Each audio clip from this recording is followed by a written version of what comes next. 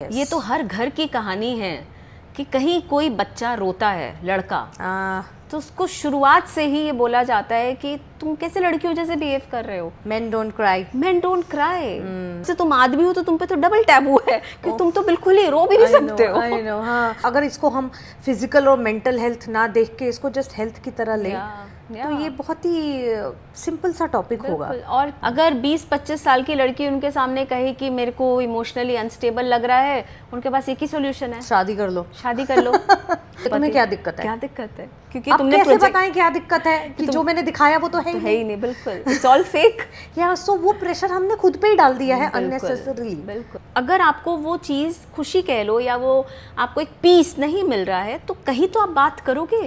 आप उस प्रिटेंस में, उस फेक वर्ल्ड में कब तक रहोगे? नहीं रह सकता, कोई भी नहीं रह सकता। ये 5 साल पहले हो सकता था, ये आज हो सकता है, आज भी बहुत लेट है, बिल्कुल, but at least start today. India has the highest rate of depression and anxiety, and I think as a society we are failing each other a lot.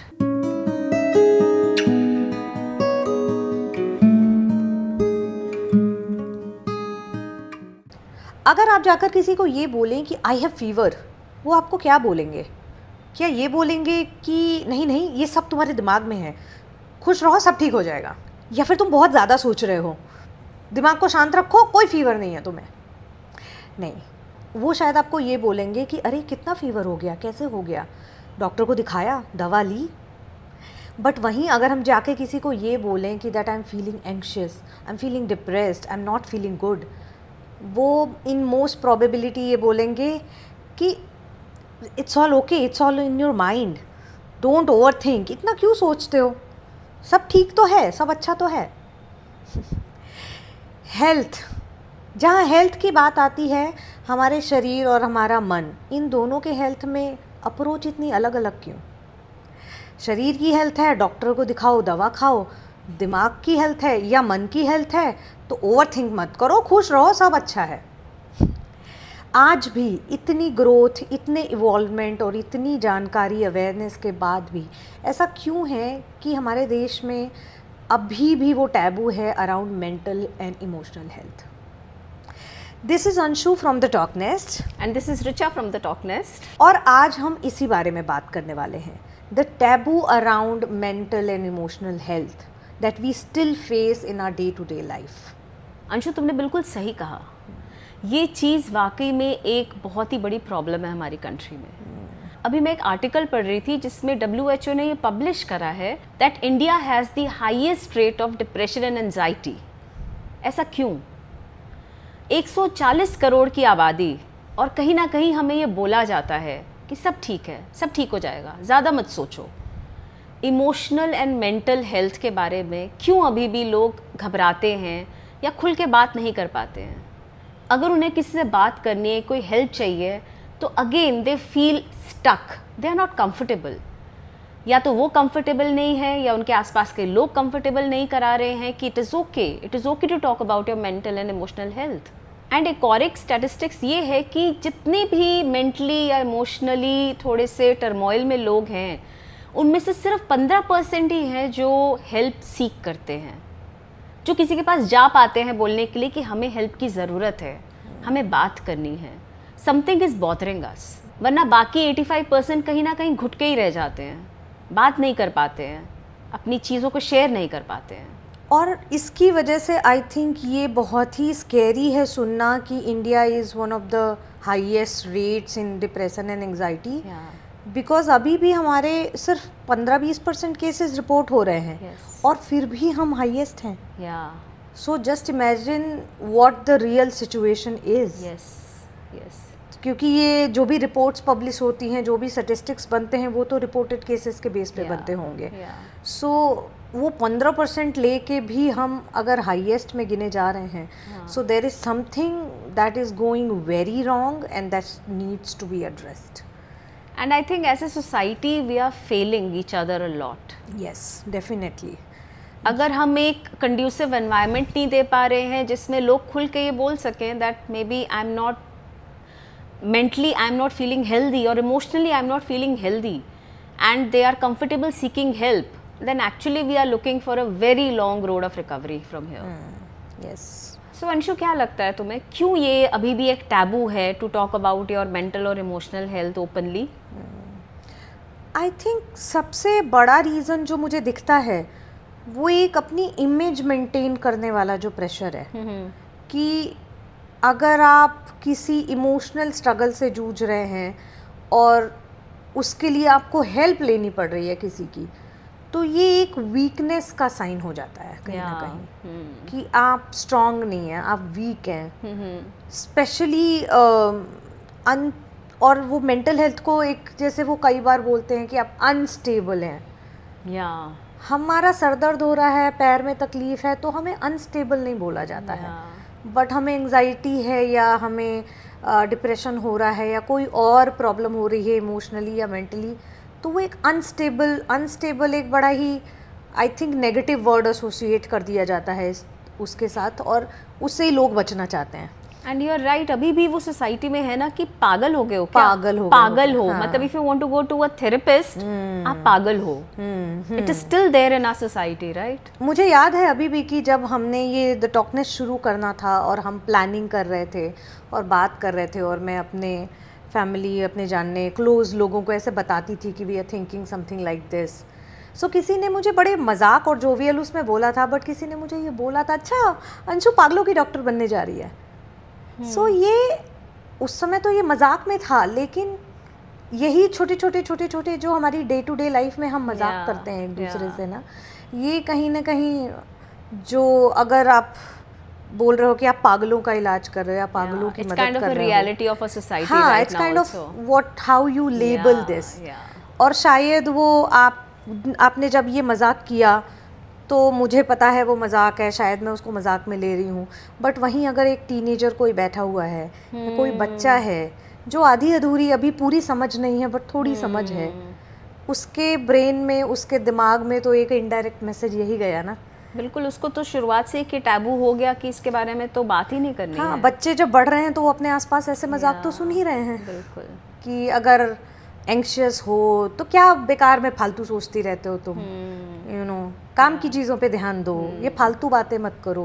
और मुझे ऐसा लगता है कि इस सारे मैट्रिक्स में जनरेशन भी कहीं ना कहीं एक बहुत इंपॉर्टेंट रोल प्ले करती है। डेफिनेटली, क्योंकि अगर हम अपनी मम्मी से, दादा दादी से या उस एज के लोगों से ये बोलें कि हम इमोशनली हमें ठीक नहीं लग रहा है या मेंटली हमें किसी की हेल्प, एक थेरेपिस्ट की ज़रूरत है, तो वो इस चीज़ को समझेंगे ही नहीं, राइट? अगर 20-25 साल की लड़की उनके सामने कहे कि मेरे को इमोशनली अनस्टेबल लग रहा है, उनके पास एक ही सॉल्यूशन है, शादी कर लो। अब वो शादी के बाद अगर बोले कि मेरे को कुछ ठीक नहीं लग रहा है, मुझे किसी से बात करनी है, बच्चा कर लो, सब ठीक हो जाएगा। और उसके बाद अगर बोले कि अभी भी मुझे किसी से बात करनी है, I am still not feeling okay, एक तो और बच्चा कर लो, सिबलिंग भाई बहन खेलेंगे, आप खुश रहोगे। तो वो सारी सिचुएशन, वो जनरेशन जो गैप है वो अभी भी बहुत एविडेंट है।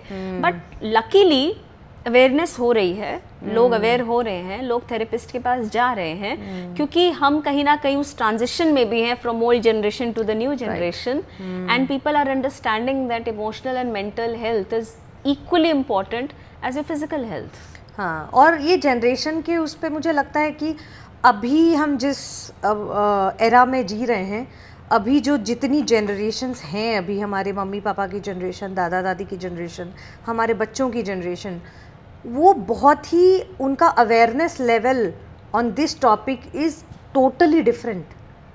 हमारे दादा दादी को तो ये समझ ही नहीं आता है। मम्मी पापा ने सुनना शुरू किया, बट उन्होंने यार ज़्यादा पढ़ लिख गए हो तो तुम लोग को ये तामझाम सूझने लग गए हैं। हम थोड़े से अवेयर हो रहे हैं, हमारे बच्चे और ज़्यादा अवेयर हैं शुरू से ही।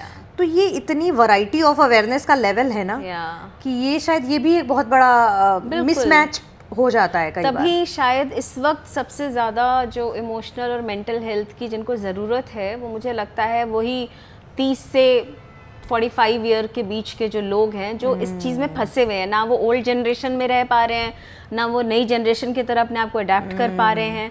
सो बेसिकली वही लोग हैं जो अपने इमोशंस और मेंटल वेलबींग के बारे में सोचते हुए घबराते हैं, बात करते हुए घबराते हैं। और हमारी जनरेशन ने तो बहुत, एक शायद ही हर जनरेशन अपने टाइम पे बोलती है, बट हमारी जनरेशन ने एक अलग ही लेवल का इवॉल्वमेंट देखा है।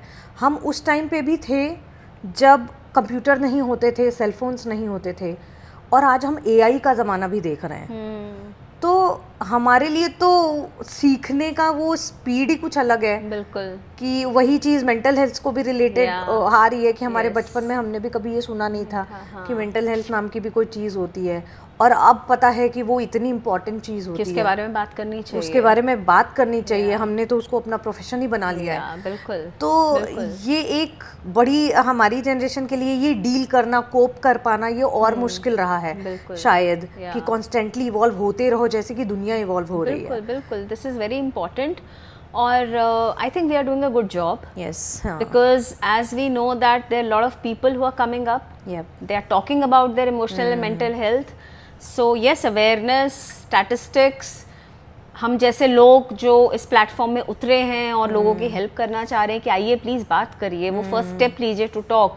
Your emotional, your mental health matters a lot, maybe more than a physical health. yes, So yes, we are doing good job, and I hope we'll reach out to as many people as we can. yeah, I wish so. और एक important चीज़ ये भी है Anshu, lack of education.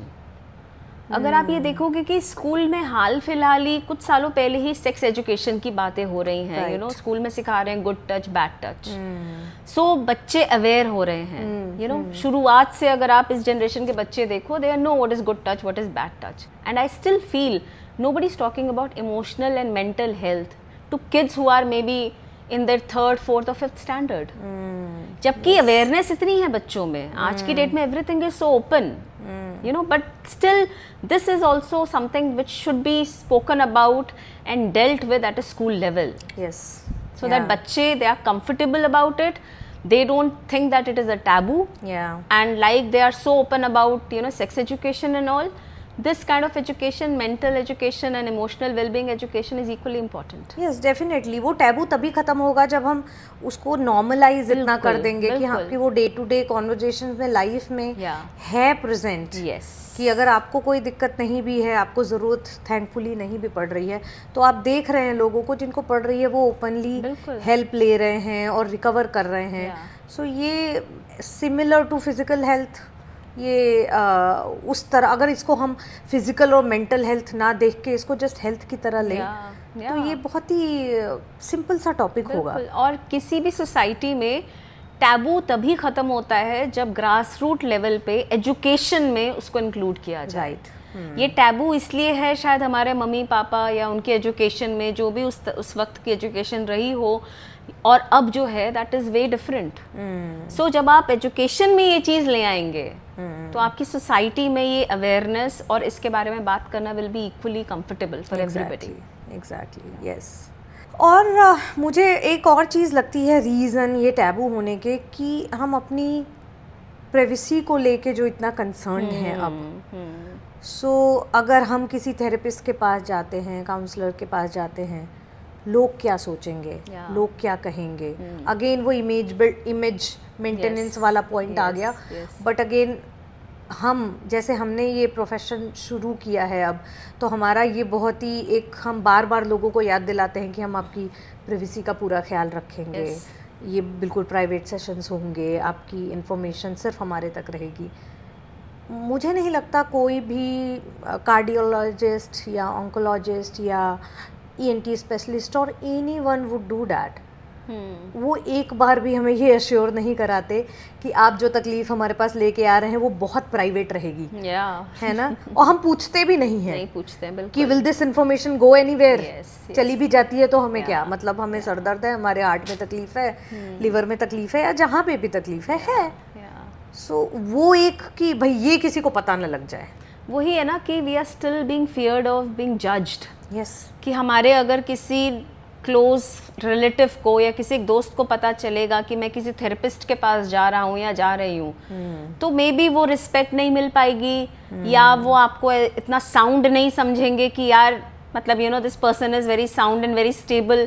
Again that thing is still there and it will take time to you know get over that feeling and situation, which I think the society is doing good. अभी Aahista Aahista slow tortoise के pace पे हम जा रहे हैं, but पहुंच ही जाएंगे थोड़ा सा एक वो पर्सनल लेवल पे Yes. अपने लिए अपना एफर्ट हर किसी को करते रहना पड़ेगा। बिल्कुल कि अगेन जैसे मैंने बोला कि फिजिकल हेल्थ के मामले में हम प्राइवेसी को लेके इतने कंसर्न नहीं होते हैं। ठीक है, अपनी प्राइवेसी अगर आपको प्राइवेसी चाहिए आपको चाहिए, इररिस्पेक्टिव ऑफ द टॉपिक, लेकिन सिर्फ इस वजह से अपने आप को एक हेल्प लेने से रोकना, because of these social stigmas around the fact, ये थोड़ा सा हमें अपने आप को धीरे धीरे चेंज करने की कोशिश करते रहनी पड़ेगी। This is not a healthy approach to life. Yes, so yes, ये जितने भी टैबूज हमने जो बात करी हैं, आई होप दैट जो भी हमें सुन रहे हैं they will understand and maybe realise and relate also and try to overcome them and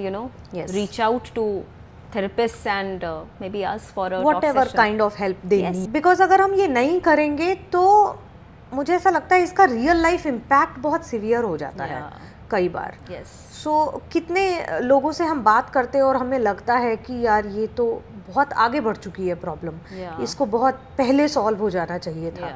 हाँ अंशु, मैं इस पे अग्री करती हूँ, क्योंकि बहुत बार जितने भी लोगों से हमने बात करी है और मैंने और तुमने ये शायद रियलाइज़ भी करा है कि शायद अगर ये थोड़ा पहले आते अपनी प्रॉब्लम को लेके तो उनकी क्वालिटी ऑफ लाइफ शायद बेटर होती, उनकी ये जो ट्रबल्स हैं इमोशनल मेंटल ये पहले ही सॉर्ट हो जाती। जैसे कि मेरे पास एक क्लाइंट आई थी, मैंने इसके बारे में तुम्हें बताया भी था, and she was may be in her mid 40s and जब वो अपनी प्रॉब्लम्स डिस्कस कर रही थी, जो भी उनके रिलेशनशिप इश्यूज थे या उनके अपने कॉम्प्लेक्सेस थे लाइफ के, उसको सुनने के बाद मुझे लगा that she should have come earlier, right? वो she is little in the day to come and talk about, though she has come and talked very good, but शायद अगर ये पहले किसी से बात कर लेती तो वो इतने ट्रॉमा में या इतने बर्डन में नहीं रहती। वो पहले उनका बर्डन कहीं ना कहीं शेड आउट हो जाता है and she would have led a very quality life. हाँ, जो हीलिंग जर्नी उनकी शायद आज शुरू हुई है, वो 5 साल पहले भी शुरू हो सकती थी और आज की डेट में वो एक अच्छी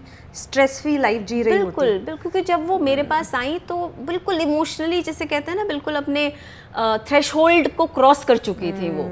तो उनको देख के ऐसा लगता है कि ऐसे कितने ऐसे लोग होंगे जो बिल्कुल वेट कर रहे हैं कि यार ये बिल्कुल हम उस लेवल पे पहुंचे तब शायद वो थोड़ी हिम्मत जुटा पाते हैं। उन्हीं से ही हमारी रिक्वेस्ट है कि अगर आपको कहीं भी लगता है there is a need to talk, just come and talk.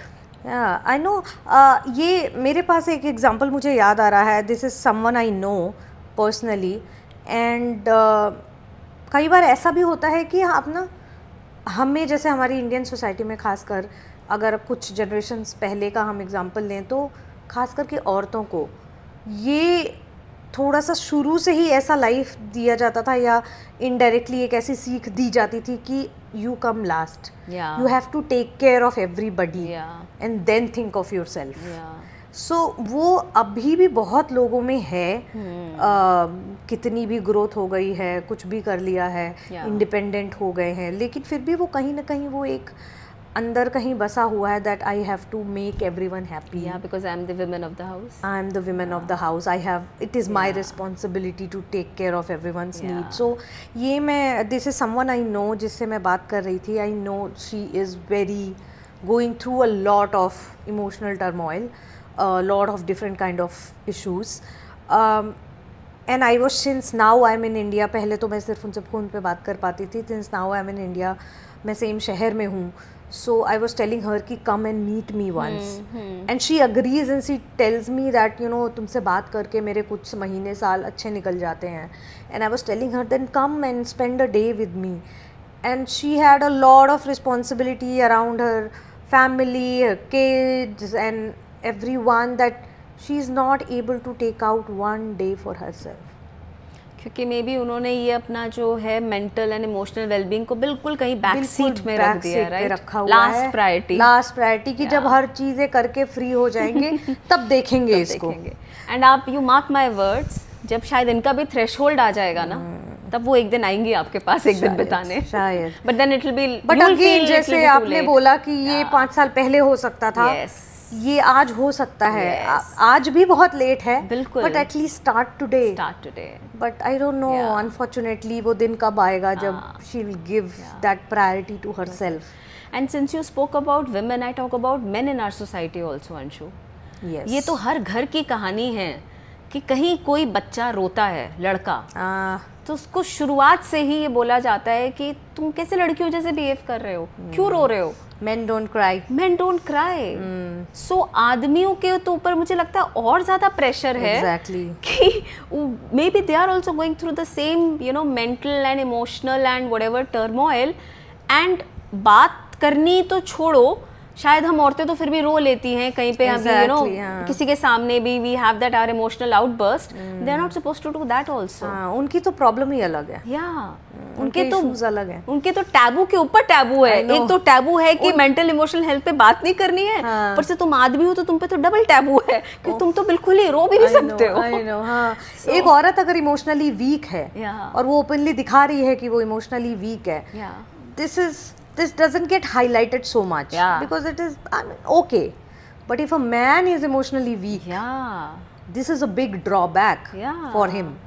उसको उसकी ऑफिस कल्चर में लोग इज्जत से नहीं देखेंगे, उसके रिश्तेदारों में, दोस्तों में लोग इज्जत से नहीं, अरे ये तो रोता रहता है, इसके तो बस की कुछ नहीं है, you know, उस तरह की चीज़ें उनको सुनने को मिलती हैं.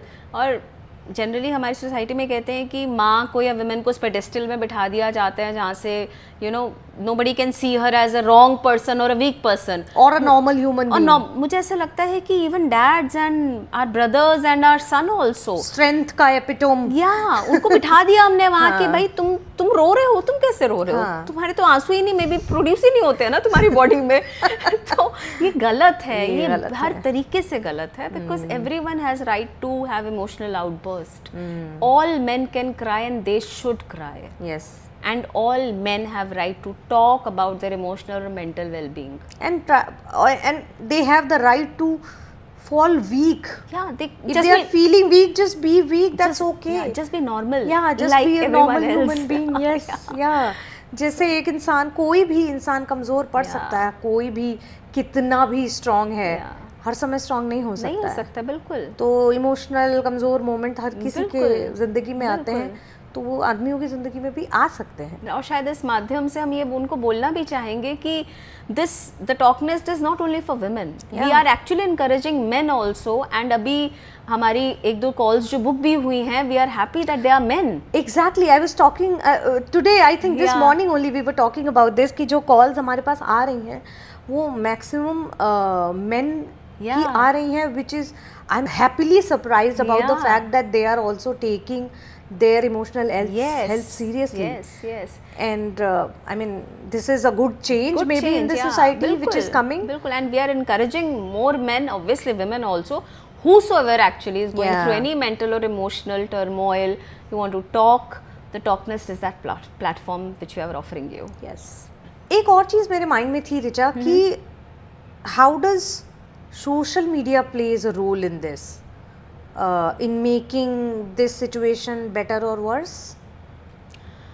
See, better में मैं बस ये कह सकती हूँ कि lot of awareness, हमारे जैसा प्लेटफॉर्म जो अपने आप को इतना प्रमोट कर रहा है, हर प्लेटफॉर्म पे हम हैं, इंस्टा पे हैं, फेसबुक है, yes, so there is lot of awareness, lot of you know content whosoever wants to watch. Negative भी है इसका बहुत अंशु, आई फील, बिकॉज मुझे ऐसा लगता है कि एक छोटा सा एग्जाम्पल है, एक हस्बैंड एंड वाइफ हैं, ठीक है. अगर वाइफ को अपने हस्बैंड से कुछ अप्रिसिएशन नहीं मिल पा रही है, maybe a regular compliment that you are looking beautiful, you are nice, चाहे हफ्ते में नहीं महीने में एक बार, तो होता क्या है कि कहीं ना कहीं ये चीज़ मैंने देखी है कि they start putting their photos और their life, they project their life on social media in such a way that they want validation from others, that compliment that is missing from their life. Yes, कि अगर किसी और ने, शायद उसके XYZ दोस्त ने या किसी फैमिली वाले ने बोला, you look beautiful, you are so beautiful, they feel good because that validation is missing from her own people, right, close knitted people. So she, or for that matter he also, they are looking outside for validation. Right. अब क्या हो रहा है कि validation तो मिले जा रहा है, एक्सटर्नल वैलिडेशन से they are being very happy, but अंदर तो वो खालीपन है, वो हॉलोनेस तो है, और वो तो रहेगी. अब उससे वो उस एक फेक जिंदगी जो है वो जो जी रहे हैं, वो कहीं ना कहीं आपको इमोशनली, मेंटली कहीं ना कहीं बहुत बुरी तरह से हिट करेगी, राइट. एंड फिर कहीं ना कहीं आपका ब्रेक डाउन होगा. So social media is, you know, has the pros and cons both. हाँ, ये वैलिडेशन के पीछे मैंने भी देखा है, अपने आसपास भी देखा है लोगों को बहुत ओवर द बोर्ड जाते हुए just for that little validation जो शायद उनको अपने अपनों से नहीं मिल पा रही है।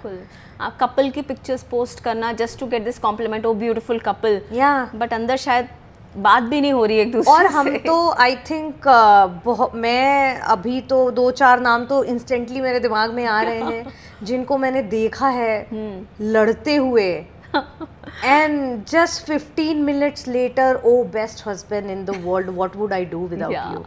So ये वो दिखा तो दे रहे हैं कि वो बहुत अच्छे हैं, बट अल्टीमेटली वो मिसिंग तो है ना लाइफ में। बिल्कुल बिल्कुल वो मिसिंग है, and that missing thing is something which should be spoken about. Yes, they need to address that. and अगर आपको वो चीज़ खुशी कह लो या वो आपको एक पीस नहीं मिल रहा है तो कहीं तो आप बात करोगे, आप उस प्रिटेंस में, उस फेक वर्ल्ड में कब तक रहोगे? नहीं रह सकता, कोई भी नहीं रह सकता। और आई थिंक ये फेक वर्ल्ड जो आपने बना लिया है किसी ने, लाख रिलेशनशिप्स खराब हैं घर पे, लेकिन क्योंकि सोशल मीडिया पे उसको एक परफेक्ट दिखाया हुआ है, कपल गोल्स बनाए हुए हैं, तो अब जब वो थ्रेशहोल्ड आएगा तो आपको किसी को कितना ज़्यादा हेजिटेशन होगा ये जाके बोलने में कि I am feeling lonely, I am feeling weak और I am feeling depressed. This is such a beautiful point you have mentioned कि एक वो फेक वर्ल्ड को तोड़ के किसी के पास जाना, यार मेरे तो ये प्रॉब्लम्स हैं, तो वो और ज्यादा प्रेशर में क्योंकि पहला रिएक्शन तो ऐसे में आता है ना लोगों का, अरे यार तुम्हारा तो इतना बढ़िया पति है, तुम्हें क्या दिक्कत है? क्या दिक्कत है? क्योंकि तुमने कैसे बताएं क्या दिक्कत है कि जो मैंने दिखाया वो तो है ही नहीं। बिल्कुल, इट्स ऑल फेक। या सो वो प्रेशर हमने खुद पे ही डाल दिया है अननेसेसरीली, बिल्कुल, कि अब उसको तोड़ने में हमें सालों लग जा रहे हैं। तो actually I think the why we are talking about this is कि अगर आपको लगता है कि प्रॉब्लम है तो उस प्रॉब्लम का तरीका किसी और से वैलिडेशन नहीं है। उस प्रॉब्लम का तरीका उसे एड्रेस करने में है, उसके बारे में बात करने में है। वैलिडेशन आपको मिलेगी 1 साल 2 साल 3 साल, बट वो फिर भी वॉइड रहेगा। वो वॉइड आपका सिर्फ और सिर्फ तभी फिल हो सकता है जब आप अपने थॉट प्रोसेस को चेंज करें, आप किसी से बात करें। वो बात जो करना है that is very important. Talking to a therapist, a life coach, whosoever can help you, और अ फ्रेंड में भी, why not? और दूसरा एक सोशल मीडिया का मेरे दिमाग में मुझे पर्सनली ये लगता है कि आजकल ज़्यादातर केसेस में हम देखते हैं कि सोशल मीडिया पे हमें जो दिखता है वो काफ़ी हद तक फेक होता है।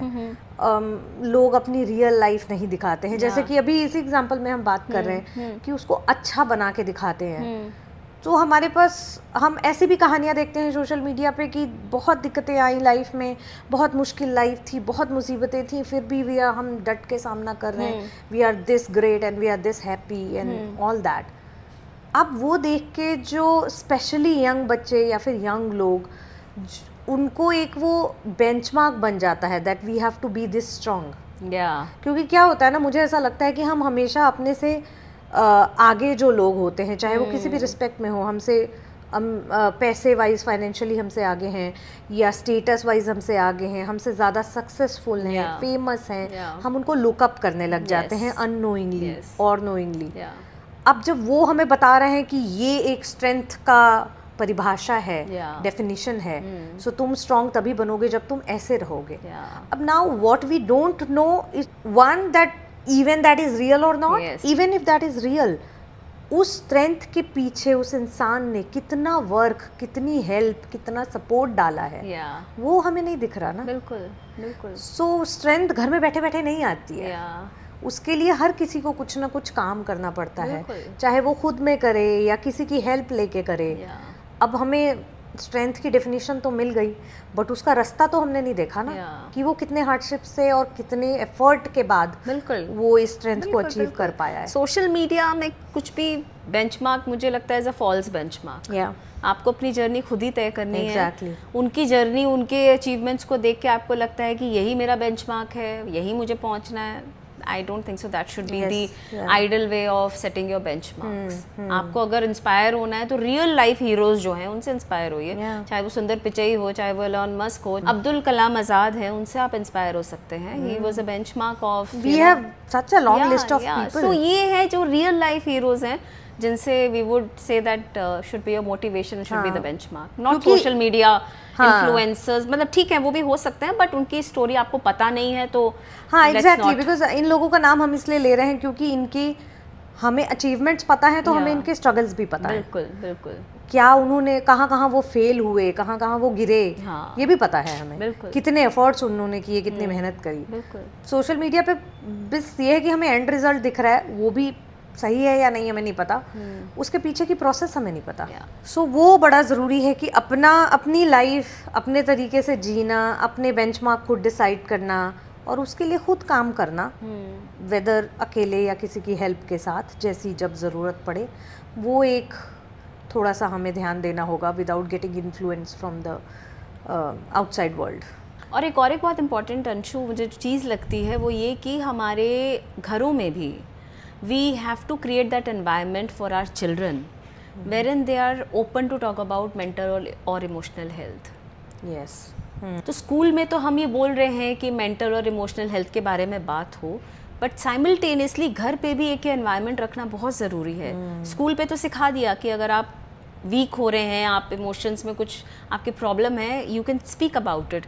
और घर पे ही आके अगर वो बच्चा बात कर रहा है और माँ या बाप बोल रहे हैं पागल हो गए हो क्या क्या बात कर रहे हो, ये चुपचाप पढ़ो, ठीक हो तुम बिल्कुल, तो वो फिर बिल्कुल कंट्रास्ट हो जाएगा। वो बच्चा कभी समझ ही नहीं पाएगा कि क्या ठीक है क्या गलत है, क्या इसके बारे में बात करना भी ठीक है। तो कॉन्शियस एफर्ट घरों में ये करना पड़ेगा that if your kid wants to talk about any turmoil, just be open, listen, empathise and direct that kid to maybe a therapist or a psychiatrist, जो भी आपको ठीक लगता है, if needed, just don't shut him out or her out. Exactly, that's not the solution. And I think for that matter conversations को promote करना बहुत ज़रूरी है। any kind of conversation। मुझे ऐसा लगता है कि जब से हमने थोड़ा न्यूक्लियर सेटअप को अडॉप्ट करना शुरू किया है, बिकॉज आज की लाइफ भी बहुत बिजी हो गई है, everybody is busy in their life. Even a 8-year-old kid also 7 बजे सुबह निकल रहा है घर से, 7 बजे शाम में ही घर वापस आ रहा है, स्कूल है, दुनिया भर की क्लासेस हैं, बहुत कुछ है। सो आज की डेट में हमारे पास टाइम भी नहीं होता और शायद हम उतना इम्पोर्टेंस उसको देते नहीं हैं क्वालिटी टाइम बिताने को with in your family members और फ्रेंड्स और एनीवन, जिससे आप सिर्फ बातें कर रहे हैं, शेयर कर रहे हैं, हाउ यू डे वेंट, कैसा रहा दिन, क्या अच्छा हुआ, क्या बुरा हुआ, क्या फील किया आज के दिन में, इमोशंस के बारे में बात करना, फीलिंग्स के बारे में बात करना। ये शुरू से ही अगर हम अपने बच्चों को ये सिखाएं that you have to be communicative, you have to be expressive, तो जैसे वो अपनी खुशियाँ दिखाएंगे, अगर ये उनकी आदत में आ गया कॉन्वर्जेशन करना और एक्सप्रेस करना अपने आप को, तो अगर वो अपनी खुशियाँ दिखाएंगे, अपना गुस्सा दिखाएंगे, तो वो अपने वीकनेस भी दिखाएंगे, अपने इमोशंस, अपनी फीलिंग्स भी दिखाएंगे। सो कल को अगर उनको आगे चल के कोई ऐसा इमोशनल प्रॉब्लम हुई तो उनको 10 बार सोचना नहीं पड़ेगा, अरे मैं ये कैसे बोलूँ, किससे बोलूँ, बिकॉज उनके पास है लोग बोलने and they के लिए। should get that confidence to talk about it. Yes, it's perfectly fine. So that's very important thing. So जैसे हम पेरेंटिंग के केस में बोलते हैं कि भाई बच्चा गलती भी कर रहा है तो उसको डांटने की बजाय उसको सुनो, समझो, ताकि आगे से वो घबराए नहीं गलती करने के बाद आपसे बात करने को। ऐसे यही चीज़ यहाँ पे भी आती है कि अगर वो अपने अच्छे दिन के बारे में, अपनी खुशियों के बारे में आपको बता रहा है, वैसे ही खुल के वो आपको अपने दुख के बारे में या अपने किसी नेगेटिव इमोशंस के बारे में अगर बता रहा है, तो आप ओपन होके सुने और उसको समझें। सो वो एक आदत में आ जाएगा जब कम्युनिकेटिव होना, तो आई थिंक वो आगे चल के इतना प्रॉब्लम करेगा नहीं। And specially Indian house hold में तो हम ये बोलना भी चाहेंगे कि अगर आपका बेटा है और वो रो रहा है तो प्लीज़ उसे रोने दीजिए। ये बोल के उसे चुप मत कराइए कि रोना लड़कियों की आदत है तुम लड़के हो, तुम कैसे रो सकते हो, please don't do that. Everybody has to learn to deal with their emotions, feel their emotions and deal with their emotions, whether a girl और a boy. So the truth is that mental and emotional health is part of health. अगर आप diabetes या BP की दवाई ले सकते हैं तो आप मेंटल और इमोशनल हेल्थ के लिए थेरेपी भी कर सकते हैं, वो उतना ही नॉर्मल है। There is nothing abnormal in it, and as we spoke about it, the first step is conversation. बात करिए, बात फर्स्ट स्टेप आपको लेना ही पड़ेगा टू टॉक अबाउट इट। और ये चीज़ हम अपने चैनल में बार बार बोल रहे हैं, बात करने से ही बात बनती है। आपको बस वो फर्स्ट स्टेप लेना है to muster that courage to talk anything that is bothering you in your mind, in your heart, in your emotions, just talk about it. कहीं आपको लग सकता है कि इसके बारे में बात करने की ज़रूरत ही नहीं है यार, कौन बात करे, पर कहीं ना कहीं वो चीज़ इतनी बढ़ती जाएगी कि वो आपकी ओवरऑल क्वालिटी ऑफ लाइफ को इम्पैक्ट करेगा। सो बात करिए, आधी प्रॉब्लम वही सॉल्व हो जाएंगी। और मैं ये कहना चाहूँगी कि either you are a woman whose taking this responsibility to be a caregiver for your family or people around you, or you are a man who's taking the responsibility to provide for your family and be that protection layer around them। दोनों को, आप दोनों को ही एक वो माहौल की ज़रूरत है जहाँ आप अपने अंदर के कॉन्फ्लिक्ट्स को, अपने अंदर की कन्फ्यूजन्स को क्लियर कर पाएँ।